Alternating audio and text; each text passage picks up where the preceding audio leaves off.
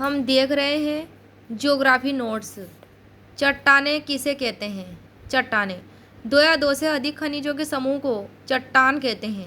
अधिकांश चट्टानें फेल्सपार, अभ्रक, बिलोर, ओलिवाइन, कैल्साइट, डोलोमाइट, चिकनी मिट्टी तथा जिप्सम की बनी हुई होती हैं। उत्पत्ति व संरचना के आधार पर चट्टानों को 3 भागों में विभाजित किया जा सकता है। पहली है आग्नेय चट्टानें, इग्नियस रॉक्स। दूसरी है परतदार चट्टानें, सेडिमेंट्री रॉक्स। और तीसरी है कांतरित चट्टानें, मेटामॉर्फिक रॉक्स। आग्नेय चट्टानें क्या है? भूपटल पर लावा ठंडा होने से जो चट्टानें बनती है वे आग्नेय चट्टानें कहलाती है। आग्नेय चट्टानों को संरचना के आधार पर विभाजित किया जा सकता है। मुख्य आग्नेय चट्टानों में सम्मिलित है कसी कसी चट्टानें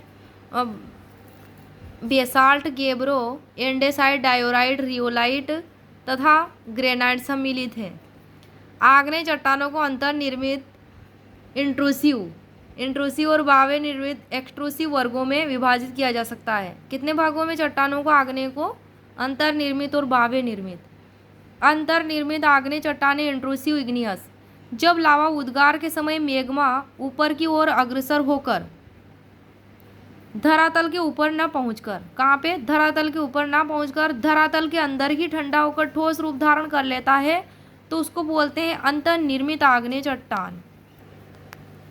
बेथोलित, यह विस्तृत, असमान तथा उभरे हुए आकार की आग्नेय चट्टान होती है। इसकी आकृति प्रायः गुंबद के आकार की होती है जिसके किनारों का ढाल तीव्र होता है। अपर्दन के कारण उसका ऊपरी भाग दिखाई देता है परंतु उसका आधार नहीं देखा जाता। यह अंतर्निर्मित आग्नेय चट्टान का उदाहरण है बेथोलित।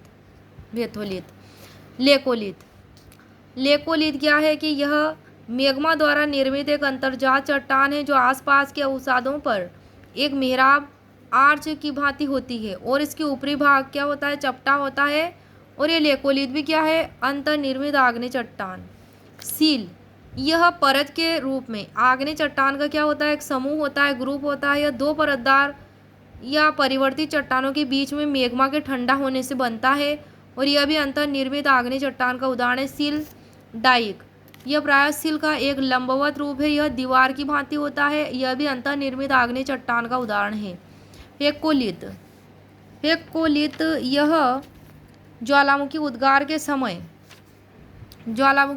के समय मोड़दार पर्वतों की अपनति, एंटीक्लाइन तथा अभिनति सिनक्लाइन के मैग्मा ठंडा हो जाए तो उसे क्या कहते हैं? फेक्कोलित कहते हैं।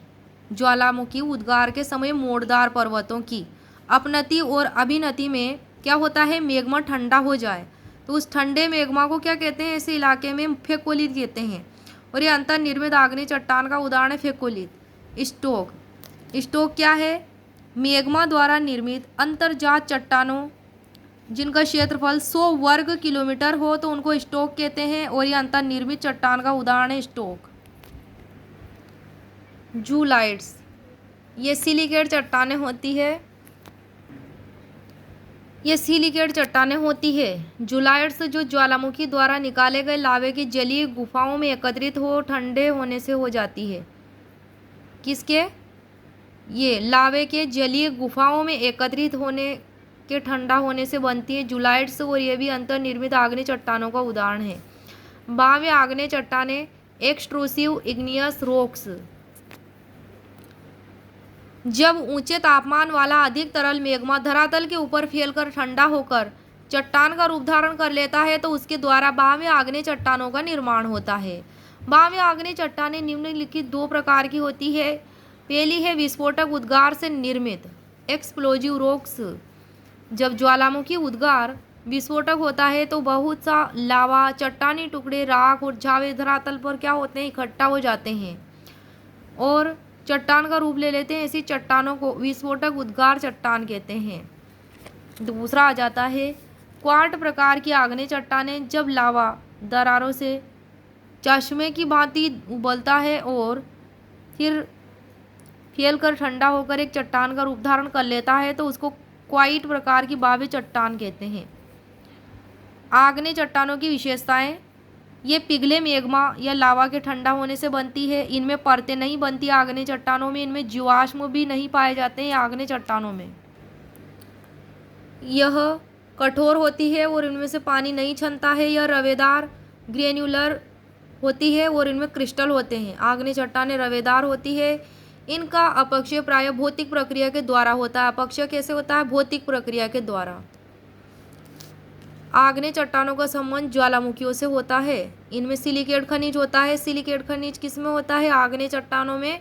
अधिकतर धात्विक खनिज इन चट्टानों में पाए जाते हैं। लोहा, मैग्नीज, जस्ता, सोना, चांदी। अवसादी या परतदार चट्टानें सेडिमेंट्री रॉक्स। परतदार चट्टानों की उत्पत्ति अवसादों के समूहन के फलस्वरूप होती है। परतदार चट्टानें निम्नलिखित प्रक्रियाओं की होती है। जलज चट्टानें, आर्गिलस रॉक्स। इस प्रकार की चट्टानें सागर, झील तथा जलमार्गों में निर्मित होती है।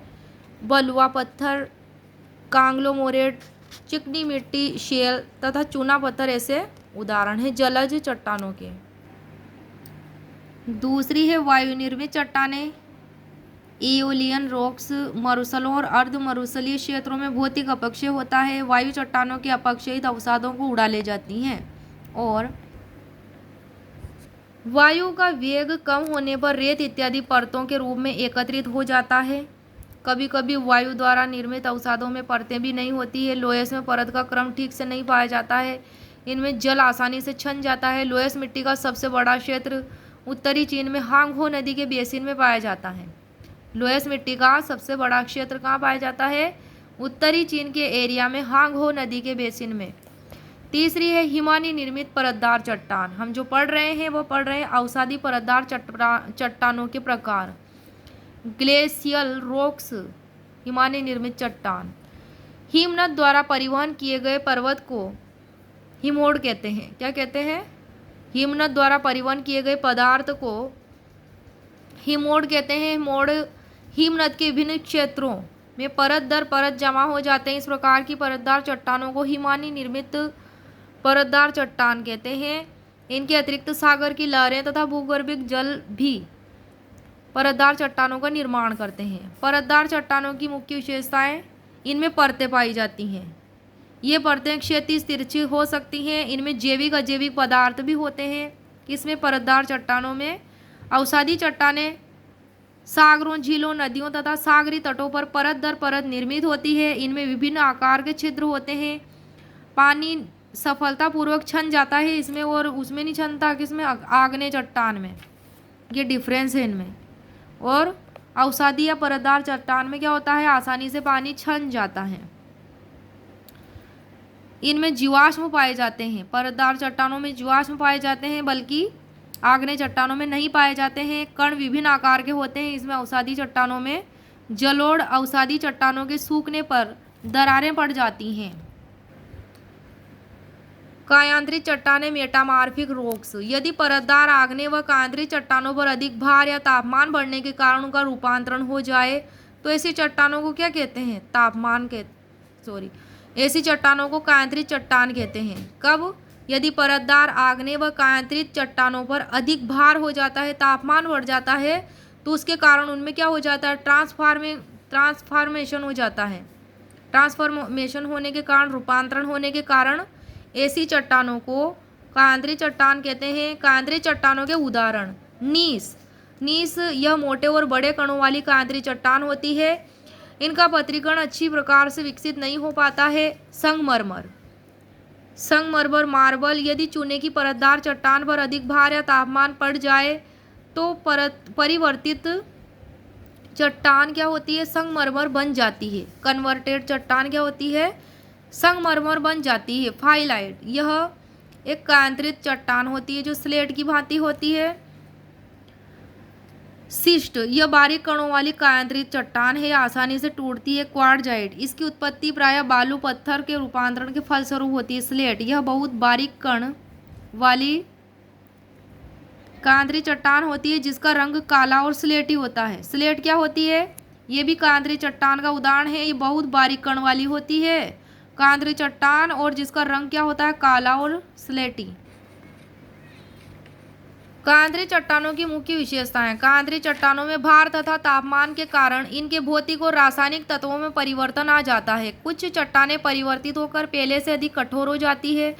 कांदरी चट्टानों में जीवाश्म क्या होते हैं, नष्ट हो जाते हैं। इसमें कुछ कांदरी चट्टानों में पपड़ियाँ पड़ जाती है। बहुत सी कांदरी चट्टानों में पानी नहीं छन पाता है, जैसे संगमरमर में, स्लेट में। बहुत सी कांदरी चट्टानें दानेदार होती है, जैसे क्वार्ट्ज और फेल्सपार। बहुत सी कांदरी चट्टानें संस्तरण तल के सहारे क्या होती है, चटक जाती हैं।